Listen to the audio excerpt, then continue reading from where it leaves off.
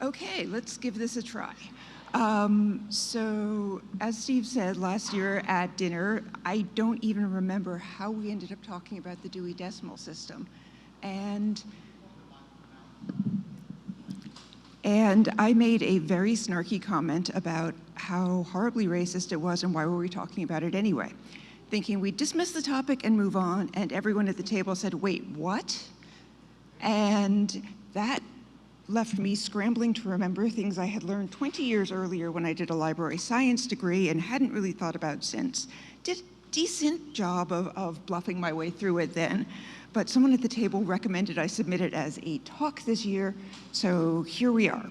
Classification is discontents, or yes, the Dewey Decimal System is very, very biased. I'm going to start by talking a little bit about what a classification system is. These are groupings of information or knowledge that are used to compare and understand data and information. They can be hierarchical, they can be flat, they can develop naturally, they often end up more documented and defined. We deal with them every single day. Anyone who's ever tried to file for an insurance claim and had it rejected because it's been coded wrong has had to deal with the implications of classification systems that sort of gate our entire world. By definition, these systems focus on the commonalities. So they also serve to flatten out any differences, any nuances, any things around the edges, because literally they're meant to break things down into the categories of their commonality, which undermines all of the differences. Classification systems are also very much tied to the time and place they were created. It's harder to see when you look at today, at a present day, how much the bias is built in. So here's an example, which is bills of mortality from London in 1720 to 1721. This was how causes of death were categorized. I have stared at this list a lot. Every time I stare at it, something else baffles me. So I can look at this and it becomes really easy to see that these things to our modern mind don't make sense as groupings.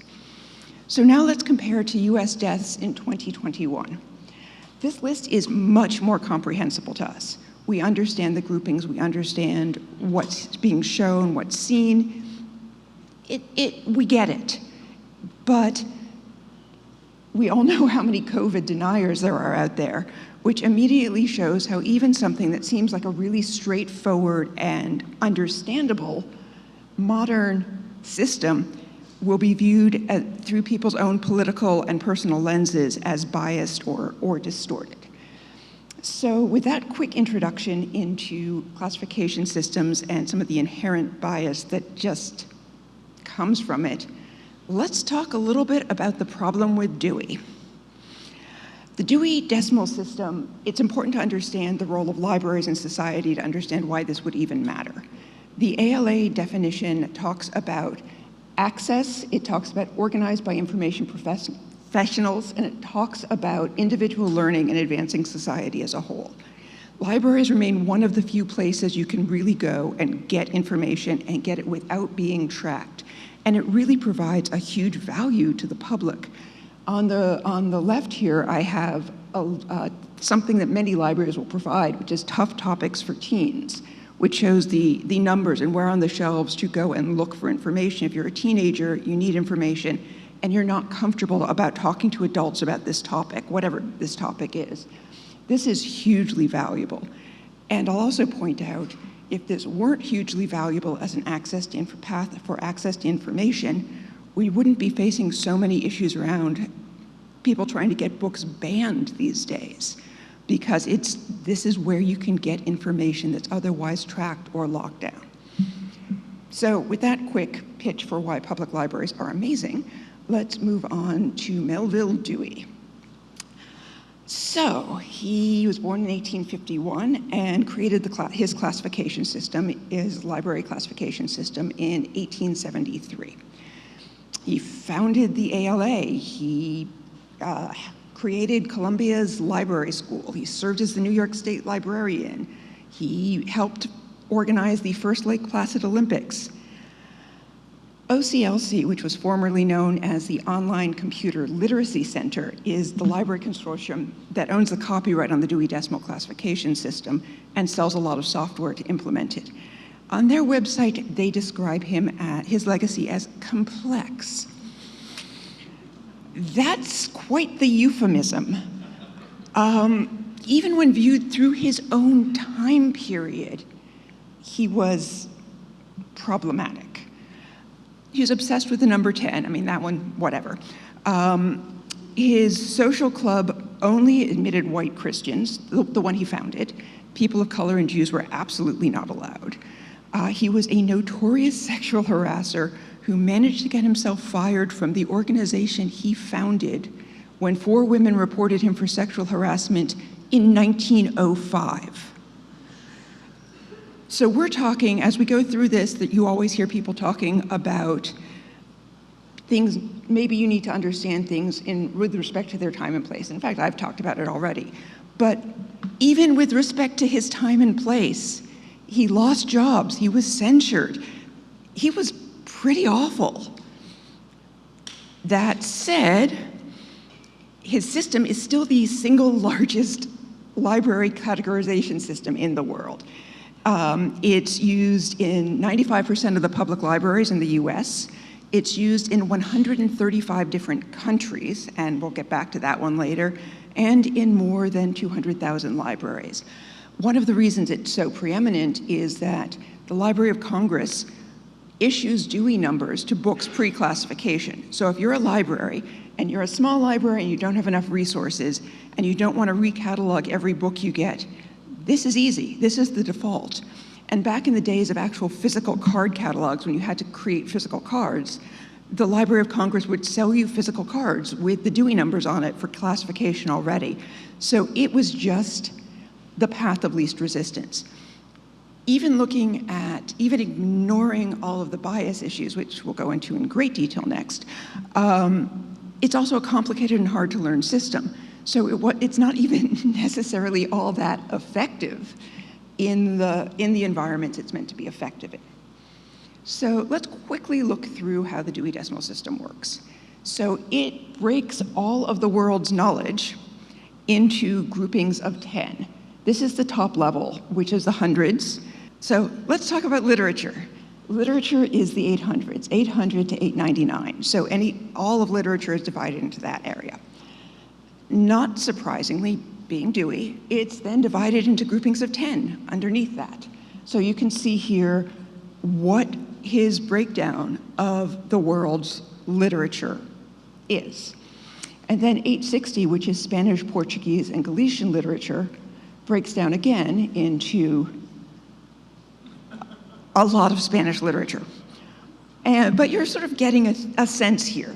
And this keeps going. It can theoretically go to an infinite number of decimal points. In practice, most libraries only shelve books to 2 decimal points. So anything at that level will get mixed in with other things at that level, even if they are a significant top area. So what are some of the problems we see here? We saw in literature that everything from 800 to 889 is European literature. That's it. The rest of the world is literally called other literature. It's hard to think of something more sort of specifically othering than saying, oh, your whole area is other. And I've got examples here. Religion, Christianity is 31% of the world's population and 90% of the Dewey Decimal System. LGBTQ has been moved all over the map. And gay people are still not given a category that is as a group of people. It is now under sexual orientation, transgenderism, and intersexuality, where you'll find it grouped with sex work, child trafficking, and kink. So this is obviously a challenge. People and culture. Books on Barack Obama's life are in the 300s, social science, because he's Black. All other American history, all other American presidents end up filed in the 900s under history. And the last example I'll give here, and I've got so many more of these, is that all books about Native Americans are in 970.1 to 970.3 under history. So everything about Native Americans is treated as history. Nothing is treated as modern, common, or relevant to today. So despite these flaws, it's used worldwide. Librarian Holly White did a research study in Thailand, working with 3 different libraries in Thailand, and found that in Thailand, a country that was not colonized and is 95% Buddhist, still relies on the Dewey Decimal System to categorize and knowledge and information in their books. While there are ways to customize Dewey for local relevance, that doesn't happen a lot, and there are a lot of sort of studies that demonstrate that it's a theoretical possibility, but it's so rarely used, it's not clear that it actually matters. It amazes me that the structure of Dewey has managed to successfully serve as a colonizing force of what knowledge should be in countries that were never colonized. It's had its own ability to adapt how people think about knowledge on a much broader scale. The library, it can be changed. The system can be changed. There are processes in place to change the Dewey Decimal System. I mean, it seems obvious, just go in and change it so it's not so horrible. Couple different things there. One, you're literally changing where physical books sit on physical shelves. So it's actually a bigger project than, say, rearranging files on a disk. But that's the least of the problems. It's slow. I found myself researching this, reading through all of the recent changes to the Dewey Decimal System, and discovered that it was only this past July that climate change was added as a topic in the Dewey Decimal System. This is obviously one of the biggest things impacting us in our world going forward, and it was still using terminology and structures from the 90s to classify and categorize it. It just is slow to move, and particularly when you're talking about something like an interdisciplinary and fast-moving science, it should not have taken 10 years of effort to get this added as a category so people can do their research based on this. The political one I will mention, because it does get very political, is there was a desire to move away from the term illegal alien. So the Library of Congress first, and it trickled down into Dewey, updated to non-citizens and unauthorized immigrants. Ted Cruz protested this change. When do you think the last time Ted Cruz thought about a library classification system was when it wasn't to make a political point? I don't think he spends his days worrying about how to classify knowledge in the broader holistic perspective. Just a guess. But these things happen. It's really hard. And, you know, even the folks who are making the decisions on how to change it, while yes, it is done by an international board, it's done by an international board who are almost all people from former British colonies, with the exception of someone from Norway. So what are our other options? Let's all agree, Dewey's terrible, yep, So what do we do? People have been complaining about this and raising this issue for a very long time. This is not new. Dr. Dorothy Porter Wesley is one example. She helped build the founding collections at Howard University. And as she put it in a later interview, everything about Black Americans or Africans lived either under 325 or 326, slavery or colonization. She was having none of that. So she went through and pulled out all of the works by Black authors and categorized them by subject as she thought it was appropriate to highlight their foundational impact across all of this. She redid everything and hand cataloged it all and just had amazing, amazing impact. So she was one of the first people who had a major impact in doing these things, but she's been far from the only one. Different cultural systems have very different needs.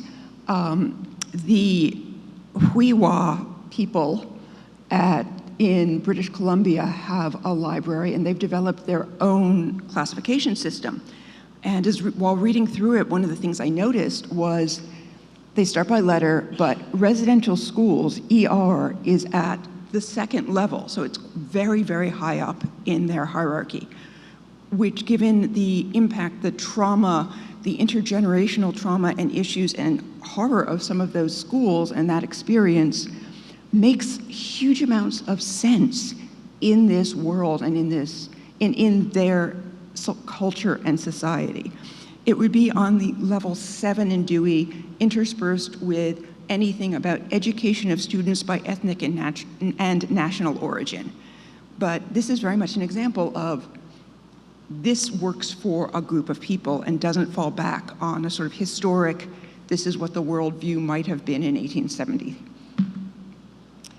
I've listed 5 alternate systems here.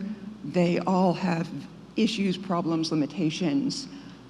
Library of Congress is mostly used in academic libraries. It's not as bad as Dewey, but has some similar problems. Brian Deere classification system is focused on indigenous communities and lets the individual communities do a lot of customization. So books can be filed in different places in different libraries because it's not trying to fit everything into a single system. Book Industry Study Group wants to sell books. Metis is aimed at children. Bliss is an American system, but mostly used in the UK, which does allow books to be filed under more than one place, which helps one piece of the problem. But these all work, other than Brian Deere, they still all work on the idea that you need a single classification system and a single view to look at knowledge across the board. And going back to something I mentioned earlier, all of these systems have inherent time and place biases. When humans are making classification systems, when they're doing these divisions, there's no way to avoid it. Anything we do today, we'll look back on 10, 15, 50 years and go, wait, what? So I think it's really important that as we look at all of the different ways we can classify information and think about these systems, we keep in mind just how biased they are, even if it's our own biases and even if it's just modern and inherent. So a couple of people I mentioned this talk to said, yeah, but we now just Google everything, right? How does technology matter? Search engines are different but have similar problems. First of all, at least with Dewey, it's really, really horrible, but you can look at it and see how the decision's made, and it's visible how it's horrible. Search engines, we don't know. We don't know what's not coming up. And this is not a big conspiracy theory, oh my God, they're suppressing this political view. This is a monetary thing. Search engines are driven by making money and highlighting things that will make money and get more clicks. So things can just fall out of those top search result pages and not be available without us ever realizing it. And then of course there's the eternal spammers versus search engines, which means everything keeps changing, once again with a financial incentive as opposed to a how do we get knowledge to people system. Lastly, search engines aren't as good at cross-referencing and showing other areas and how other things come together. As we move into AI and ML, and I am sure there are people in this room who know about AI and ML way more than I do, but we do face a real concern about how we start building these things into our base models and into our systems. When you're looking at very large language models, generally a ton of data is used to train a base model, and it can be tuned after that, but you've got this base model that's a big thing that's massive amounts of work to rebuild. And there's no way to back something out of it. So if there's something built into this base model and you're like, wait a moment, we really can't have that in, that's really problematic. You can't just back it out. You can't tell if it's been used to make decisions. There isn't a lot of traceability, and there isn't even a lot of clarity in most of these systems about what it is that is feeding in to train these models. At a much, much smaller scale, you can look at things like Amazon's attempt to classify job applicants, which just proceeded to reinforce the lack of diversity in their culture by recommending people who looked like all the other people who already worked there. I'm also concerns as I look forward about some of the impacts of the fact that AI and ML are being used today to implement classification systems. As in, they'll take a huge amount of human-trained information, and then they'll have an ML model that it's been trained on this, and then they'll use that, it'll get used to classify future-looking, future documents, future insights, future whatever. At least when humans are doing that review process and doing that categorization process, it's a scenario where if things start getting really out of whack, there are eyes on the system. There aren't necessarily eyes on the system here. How is this happening? Are we going to get stuck in a point in time where we're classifying based on material that's been classified based on material that was classified earlier without the ability to step back and ask the question, is this relevant? Does this still matter? So I wanted to think of a great way to wrap this up with a clear call to action, but I don't really have that clear call to action. I think the things we can start with are understanding and recognizing the impacts these systems have throughout our world and throughout our lives. Asking questions, how are things categorized? Does that make sense? What are the biases built in? Traceability, pushing for traceability in AI. Yes, traceability in AI is a very hard problem, but also AI is a very hard problem. So can we look at both of those things? And we just need to pay attention, because these things, as with Dewey, so many of these things fly under the radar and we don't even realize how they're impacting what is coming at us day to day. With that, I will just put in yet another pitch on how public libraries are amazing and please support them, and wrap it up.